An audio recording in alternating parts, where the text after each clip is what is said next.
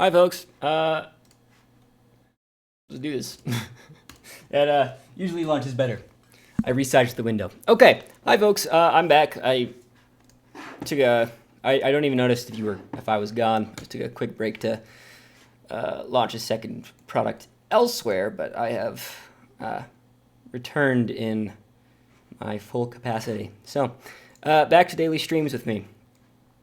So we have a pretty aggressive downward trend here that's accelerating in the form of a parabola, which is something we haven't seen for quite some time. I'd actually like to talk about the previous parabola.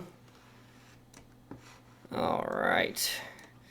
So last time we saw this level of extreme trend was the initial run up from 5,000, and it turned out quite aggressively. And I'm going to split these windows so we can compare them side by side. Okay. And let's zoom in on the relevant information, shall we? Because what I'm particularly concerned about is exhaustion during trend and the identifiers for it. So here we have two converse trends, and we are interested in two things. Our overexpansion based on wave PM, and our volume. So first we're just going to do some basic volume analysis. Okay. When you have significantly increasing volume and direction of trend in a parabola, well, it typically results in further trend, right? So I'm going to swap this down to the 2-hour chart so we have a little bit of a closer view on... I lost my place. One moment, there we are. Beautiful. So both of these are going to the 2-hour chart now. Cool. So what I'm interested in are, I could load up an on-balance volume to give perspective on this, but it's pretty obvious. So specifically here, when you have volume that's the opposite direction of your trend and it is larger than the previous move, it can lend to short-term reversal or compression. Now, that's not very reliable on its own. What is more reliable when used in conjunction is our overexpansions. And this is where things get interesting. So we are looking for the following reading. We want every value above 0.9 like it is here. Okay, when that happens, oh goodness, when you have every value above 0.9 like we see here, it lends itself to trend exhaustion, and it means that there will either be the start of the compressionary range, or you will have one last final failed push in the direction of trend. So we are exhausted in terms of trends to the downside. So what do we see here? When we see exhaustion on this candle, right, with the increasing volume opposite to trend, it results in the start of a lateral range. And here we had one final push to the upside before rejection below the values that were previously overexpanded, or that are overexpanded, excuse me. So when we saw this initial push up, it began a compression range, which we can technically define using ACAT. So we can actually generate a reading for the compression range based on these values. Let's see how they look. And while we're loading that up on that end, let's also load it up on this end.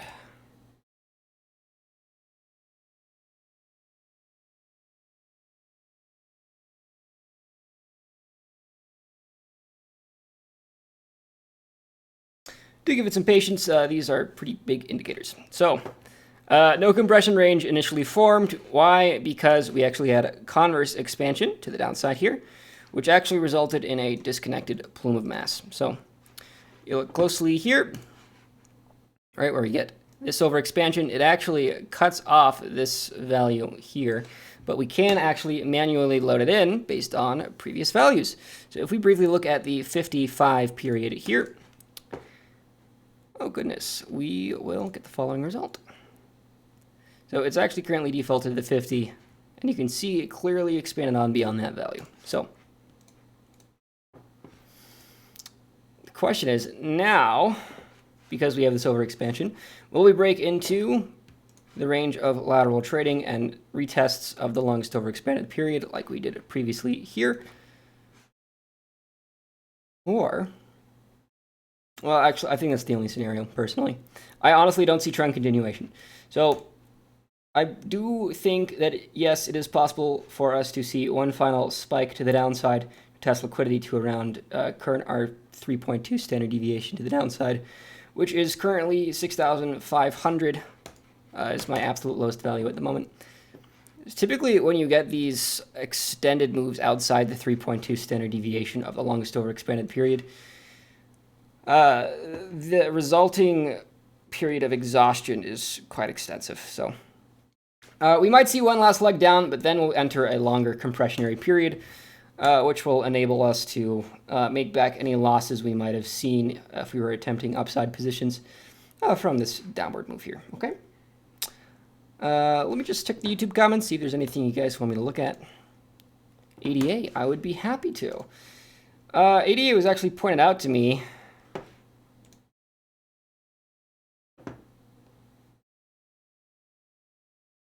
at around 460. It's done pretty well since then.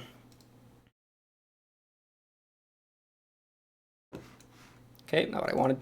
That's fine. Still loading AKIC. Yeah, there was apparently some good news that was announced around 460, currently at 519. One of the better altcoins at the moment. However, let's take a look at our wave PM readings, shall we?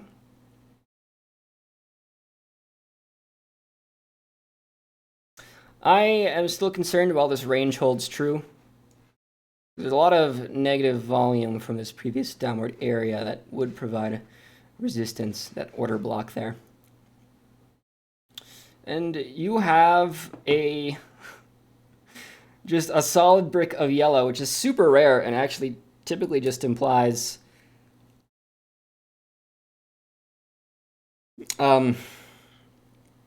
neither exhaustion or potential energy. So it's just chop. So I actually don't have much of an opinion on ADA right now, or rather I don't have a clear direction despite the implied slight upward trend. So I am concerned about this resistance here. Reversal is possible. I would like to see a break of the range before betting on anything significantly higher. Let's check out XRP. Marco Roy says, interesting indicators, LOL. Sure thing, man. I have a pretty lengthy write-up explaining the basics on it. The concept is it's pretty much just a bunch of Bollinger Bands. Everything on this chart is a Bollinger Band, but each one measures a different metric of a Bollinger Band. So this here measures how wide a Bollinger Band is on relative width based on a period look-back U set. So say this blue line is the 100 period. Okay? You have potential energy when it's low, and you have exhaustion when it's high, and you can do that for any period you want. So when you get a bunch of exhausted periods, you can reliably bet on the beginning of compression. So, for instance, here we saw exhaustion, which resulted in compression, right? And we can actually define those as ranges based on, say, this green indicator here, or mean reversion conditions, which would be entering the purple band. So purple is mean reversion, where if we enter it, we tend to go to the center of the distribution. And green is exhaustion compression, right? So if we get a green band showing, it means that we were overexpanded and now price goes sideways. Whereas if we enter a mean reversion condition, it means that we return to equilibrium, either through the compression of exhaustion or through trend. So, and then, of course, there are metrics for defining which one will happen. So you actually have a lot of options with these indicators, and it is completely unique compared to any other kind of technical analysis out there at the moment. If you're interested in more of these, we do have an indicator playlist describing what each of these are. I would recommend checking it out on the YouTube channel. So that's it. Let me check any final questions. I think someone asked for XRP, so XRP BTC. Let's check it out. Okay.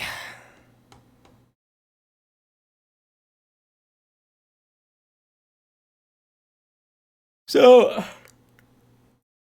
we're getting a lot of shorter term converse trends here with actually a little bit of implied upside right now, but that compression range does seem to be holding true when we are breaking above the volatility overhead.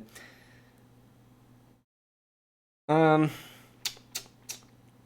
would want to see an overexpansion above the 200 period before I would actually reliably consider betting on any upside for XRP. Otherwise, I would consider this a range trade with a swing low of 29 and a swing high of 34. Okay.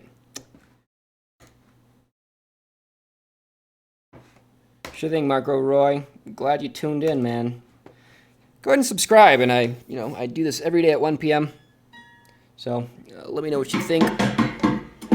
Tell me what you like. Stick around.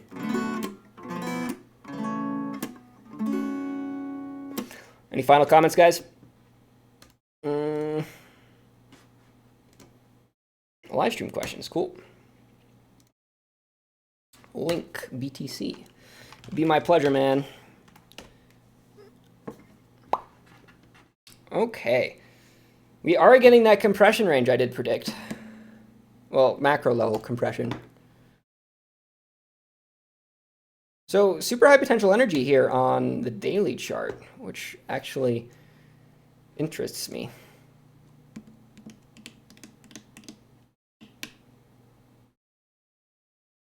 Mean reversion condition doesn't really imply anything up here, though, because it's maxed out at the 600 period. So 4 hour is good. All right, so I like this. I actually attempted a position here, and I got stopped out, which is too bad, because that was 25% upside? Wow.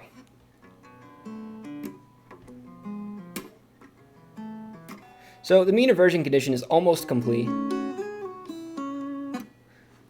You'll notice that this is really great. I'm going to point this out. So we define trend based on this purple line, which slowly adapts based on the longest overexpanded period, right? And that provided support for trend for a really long time. We had 1, 2, 3, 4, 5, almost 6, 7, 8 points of contact. Before trend finally failed, where we entered the mean reversion condition and entered compression range, and then price went sideways for a while. Then we had implied upward expansion on a lower time frame, which you can see from this, where we had high potential energy on the wave PM, right? All this here, and then 14 period expanded upward, 50 period, 200 had an upward slope, 100 had an upward slope, right? If you have that comprehensive net expansion all in the same direction, while your quad CCI is all positively weighted, so every value here is above 0, that implied upward trend. So that's why I took a long in this area. And that resulted in quite the move. So now we actually generated a new longest overexpanded period based on this upward move, which we can get information on the 1 hour chart. Right, because this here technically counts as its own expansion. I'm noticing some bubbling here, so let's do the 2 hour chart. Very nice. Let's just wait for ACAT to load.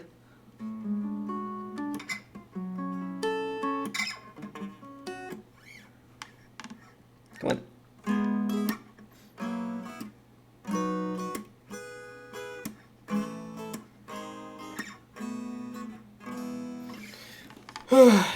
Come on. Sorry, it's a big indicator. We really pushed the limits of what PineScript can do, which is a good time to mention that we are also releasing these indicators on multi-charts, which have significantly improved performance. It is uncanny. My operating system can't run multi-charts, though, so I'm in the process of building a new computer to actually be able to use it, because right now it's just ACAT using it, and I'm kind of jealous of what he's doing there. So hopefully in the near future I will get to show those off too.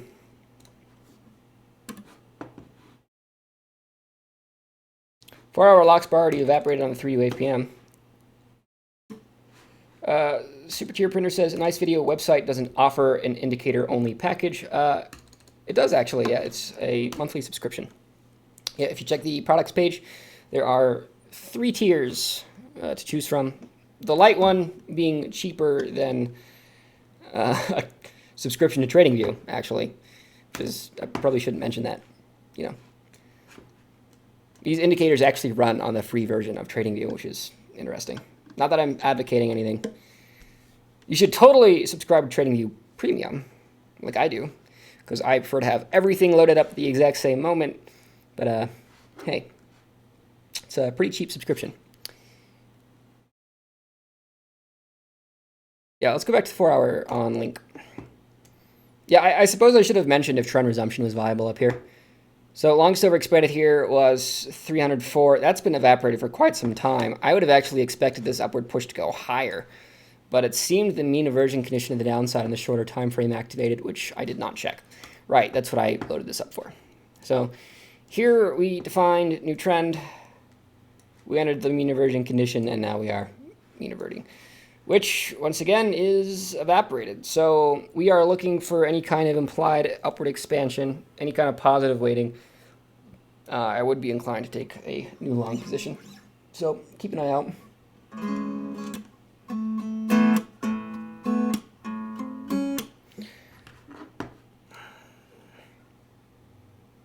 Expected upwards break as well, man, but here we are. Sure, we did get the early indication that upward trend was beginning.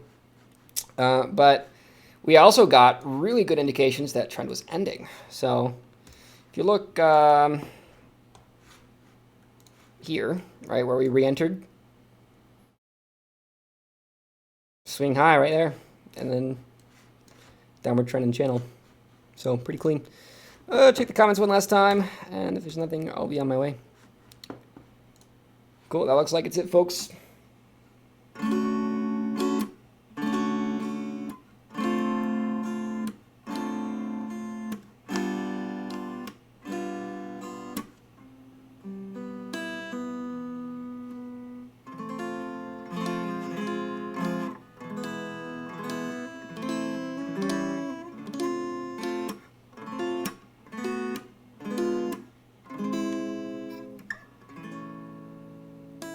All right, I'll see you guys later. Have a good one.